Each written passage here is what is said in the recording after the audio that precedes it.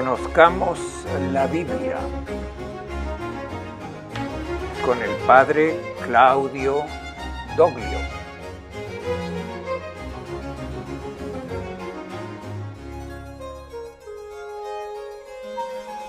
Evangelio según San Lucas.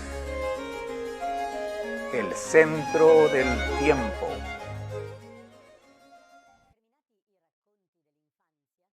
Terminada la narración de la infancia, el evangelista Lucas, en el capítulo 3 de su obra, comienza a contar el ministerio público de Jesús. Y a partir de este momento sigue el mismo orden narrativo de Marcos y de Mateo. Estos tres evangelistas son de hecho llamados sinópticos, porque se pueden leer de manera casi paralela. Si fueran publicados en columnas paralelas, podríamos seguir fácilmente la historia de los tres con una sola mirada. Por supuesto, no todo es idéntico. Hay detalles que se agregan, otros movidos, otros más retocados. Esto es parte del trabajo editorial que lleva a cabo todo evangelista. Lucas en particular ha elaborado mucho material que la tradición le ha aportado y lo ha reorganizado según sus criterios teológicos, por lo que introdujo dos larguísimos capítulos de material exclusivamente suyo, fuentes que encontró en su investigación cuando conoció a la comunidad judeocristiana de Jerusalén, y publicó esos textos con sus inevitables reelaboraciones, lo que los testigos oculares de la infancia habían puesto por escrito como un momento importante de anuncio, de recuerdo, de la fundación del anuncio cristiano. En el capítulo 3, Lucas comienza como historiador helenista, enmarcando el evento de la manifestación pública de Jesús con un cuadro histórico. Los antiguos no tenían una numeración absoluta de los años, no podían dar un número a los años como hacemos nosotros, pero siempre se hacía referencia a los grandes líderes, y así Lucas especifica que la palabra de Dios le llegó a Juan, hijo de Zacarías, en el desierto, en un momento muy preciso, en el año 15 del imperio de Tiberio César. Esta es la referencia más precisa que tenemos en todos los textos evangélicos. Lucas, según su reconstrucción histórica, data el inicio del ministerio de Juan Bautista, y por lo tanto inmediatamente después del mismo Jesús, en el 15º año del emperador Tiberio. Y según nuestro cálculo del calendario, podemos hablar del año 28 o 29 posterior a Cristo. Continúa su presentación de la situación histórica diciendo: siendo gobernador de Judea Poncio Pilato, tetrarca de Galilea Herodes, su hermano Felipe tetrarca de Iturea y Traconítida, y Lisanio tetrarca de Abilene, bajo el sumo sacerdocio de Anás y Caifás, la palabra del Señor se dirigió a Juan. Es una expresión típicamente semítica. En griego no hay una hermosa expresión que da la idea de un evento importante. La palabra de Dios se concretiza, entra en la vida de ese hombre Juan, hijo de Zacarías, que vivía en el desierto. Hijo de un sacerdote, debería haberse quedado en el templo. Debería haber estudiado en la escuela sacerdotal del templo y a la edad de 30 años comenzar el servicio sacerdotal. En cambio, ese niño, como ya dijo Lucas en el Evangelio de la infancia, creció en las regiones desérticas y se manifestó a Israel cuando tenía unos 30 años. En lugar de ir a servir de manera levítica en el templo, Juan se presenta con la actitud de Elías, vestido como Elías, en el mismo lugar donde Elías fue llevado al cielo, como dice el segundo libro de los Reyes en el capítulo 2. en la orilla del Jordán, en la orilla límite de Jordania. Juan Bautista se sitúa al otro lado de la tierra de Israel y recibe a los peregrinos que se dirigen directamente a Jerusalén o que regresan de Jerusalén y tienen que cruzar el Jordán, precisamente en el punto donde existe el vado. Y a esas personas Juan anuncia la inminente venida del Mesías. Al igual que Marcos y Mateos, Lucas también presenta la cita de Isaías 40 para explicar el significado de lo que le sucedió a Juan el Bautista. Una voz grita en el desierto: preparen el camino del Señor, enderecen sus caminos. El antiguo profeta del exilio había anunciado la llegada del Señor que prepararía el camino para el regreso por el desierto de Babilonia a Jerusalén. Por allí pasa el camino de regreso a la patria. Juan Bautista adapta esta expresión, se considera a sí mismo la voz que grita en el desierto y grita para preparar el camino del Señor. Marcos y Mateo se detienen aquí en la cita de Isaías. Lucas, en cambio, continúa y menciona otros dos versículos.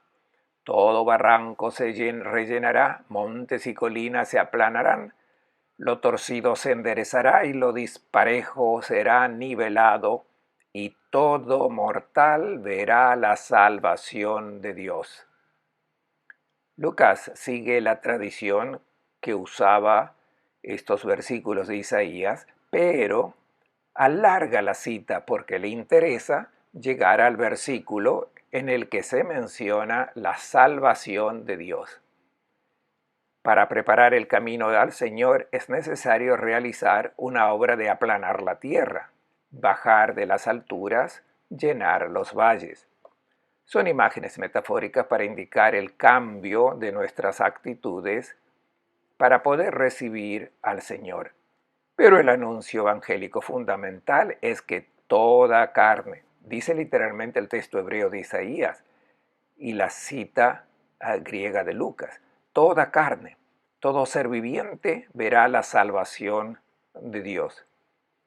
En griego se usa una palabra rara. No es el término habitual, sotería, que significa salvación, sino que se usa la forma neutra, to soterion. En castellano lo traducimos como todo mortal, pero en el griego original la variante es importante.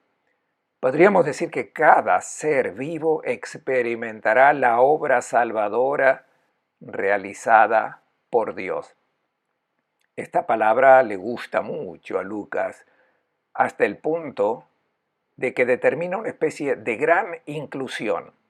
Es un término técnico con el que los literatos indican un fenómeno literario que abraza un texto, una palabra un tanto extraña al principio y al final de una obra da una especie de marco temático. Esta expresión se repite al final del libro de los Hechos. Sabemos que Lucas escribió dos obras, el Evangelio y los Hechos de los Apóstoles. Aquí comenzamos a escuchar la historia de Jesús con un anuncio. Todo mortal verá la obra salvadora de Dios. Cuando llegamos al final de los Hechos de los Apóstoles, encontramos a San Pablo en Roma, muchos años después, que dice a los judíos de la capital: sepan que esta obra salvadora de Dios se ha realizado y ahora se les anuncia a los gentiles. Hechos 28, 28. Toda la obra de Lucas está enmarcada por la referencia a la salvación. Aquí se anuncia y al final de los hechos se muestra como acontecida. El centro de todo es Jesús. La teología de San Lucas, de hecho, parte de la idea que Jesús es el centro del tiempo. Es el título de una famosa obra del erudito alemán Hans Conzelmann, la primera obra que adoptó el método de la historia redaccional y se aplicó precisamente al Evangelio según Lucas. Cristo es el centro del tiempo, pero para imaginarlo como centro hay que pensar en un antes, y esto es fácil, es el Antiguo Testamento, pero también en un después. Y Lucas tiene la idea de que después de Cristo está la historia de la iglesia. Y tal es así que escribe los Hechos de los Apóstoles como la continuación del camino de la palabra de Dios. Para Lucas, Cristo es el centro hacia el cual se dirige toda la historia del Antiguo Testamento y desde donde comienza toda la historia de la iglesia. Existió una historia que precedió a Jesús y habrá una historia que continuará la obra de Jesús.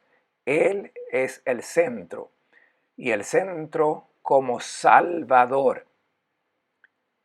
Esta palabra rara griega, soterion, también aparece en el Evangelio de la Infancia cuando Simeón en el templo toma en sus brazos al niño Jesús, agradece a Dios porque sus ojos han visto la obra salvadora hecha por Dios. Ese niño concretamente es la salvación. Jesús se presenta como el Salvador, el que obra la salvación de Dios. Es un tema muy importante en la obra lucana.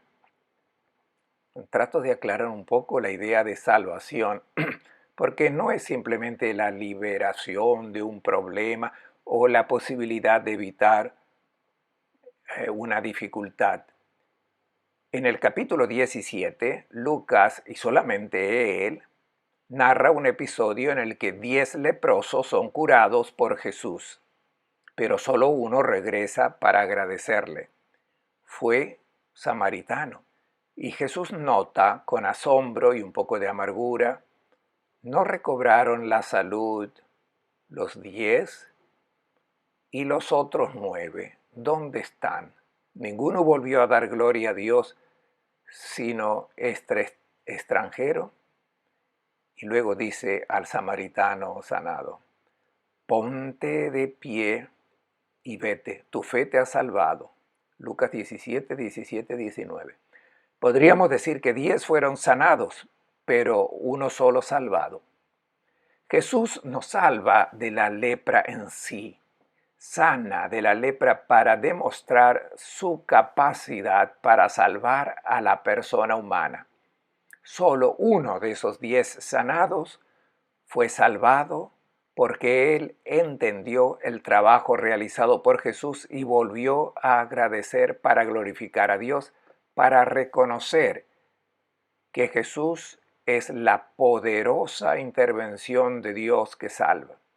La curación es una realidad profunda que concierne a la persona en su núcleo primario, individual, y la salvación es la liberación del pecado, del mal, del aislamiento, del cierre con respecto a Dios.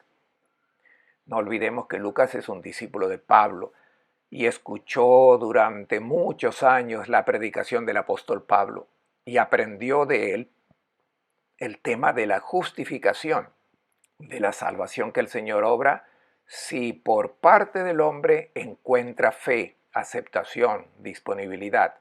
La salvación que trae Jesús es la liberación del pecado. Hay otro episodio interesante, exclusivo del tercer evangelista, en el capítulo 13, donde se muestra la curación de una mujer encorvada.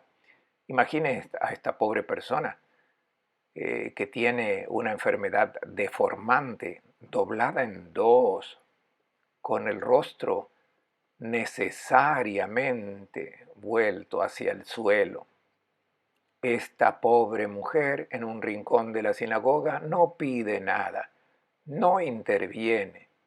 Es Jesús quien la ve, la llama y le dice, mujer, quedas libre de tu enfermedad. Le impuso las manos y al punto se enderezó y daba gloria a Dios. Tratemos de imaginar detrás de esa pobre mujer a toda la humanidad. Esa mujer encorvada es la humanidad doblada por el pecado, inclinada a tierra. Creados para mirar al cielo, estamos atados por el pecado. Nuestra naturaleza está herida por el mal que nos inclina, nos orienta hacia la tierra. El jefe de la sinagoga no tiene el coraje de oponerse a Jesús y por eso lanza una flecha contra la gente diciendo que deben venir un día laborable para ser curados, no en un sábado. Aquella pobre mujer no había venido a ser curada. Fue una iniciativa de Jesús, quien tiene el valor de responder con dureza al líder de la sinagoga. ¡Hipócritas! Cualquiera de ustedes, aunque sea sábado, no suelta el buey o al asno del pesebre para llevarlo a beber. Y esta hija de Abraham, a quien Satanás ha tenido atada 18 años, ¿no había que soltar la de las ataduras en sábado? Así es como funciona el sábado para Jesús. No es un trabajo servil que están prohibidos en sábado, sino es el cumplimiento de la creación, es la liberación de la criatura. Es una hija de Abraham que Satanás tenía atada. Esta es la obra de salvación que Jesús realiza. Esta salvación todos podrán verla, es decir, encontrarla, experimentarla. Juan Bautista, en las orillas del Jordán, solo ha comenzado la obra, ha anunciado la inminente venida de este Salvador. Lucas se suma a la predicación habitual, que es la que cuentan también los otros evangelistas, con ejemplos morales que el Bautista ofrece a diferentes categorías de personas, a las multitudes, a los recaudadores de impuestos, a los soldados, a todos piden que cumplan con su deber. En medio de la multitud que acudían en masa para recibir el bautismo de Juan, también aparece Jesús. Pero Lucas sobrevuela el episodio del bautismo. Si lo leemos con atención, notaremos que el evangelista no narra el hecho de la inmersión de Jesús en el Jordán, sino más bien lo que sucedió después. Todo el pueblo se bautizaba y también Jesús se bautizó y mientras oraba se abrió al cielo. Lucas dice que la apertura del cielo, o sea, la revelación de Dios Padre sobre el Hijo Jesús, tiene lugar después de que la gente fue bautizada y después de eso también Jesús fue sumergido. Casi no cuenta el hecho, no describe la llegada de Jesús, el gesto de Juan que lo sumerge y el hecho de que Jesús sale del agua. Simplemente supone que ya ha ocurrido. Le interesa destacar que tras este gesto de solidaridad con los pecadores, donde Jesús desciende a las aguas haciéndose como los demás, descendiendo a la muerte, aceptando una solidaridad en el pecado y la muerte, con toda la humanidad prisionera de Satanás, atada por el pecado, después bajó sobre él el Espíritu Santo en forma de paloma y se oyó una voz del cielo: Tú eres mi Hijo querido, mi predilecto, en ti he puesto mi complacencia. La palabra del Padre es dirigida hacia el Hijo. Tú eres mi Hijo. En ese momento el evangelista dice: Jesús está maduro, es plenamente consciente de su naturaleza divina y de su misión mesiánica. Se abre el cielo, el Padre confirma y el Hijo la acepta. Es la investidura mesiánica. A partir de este momento comienza la obra del Salvador.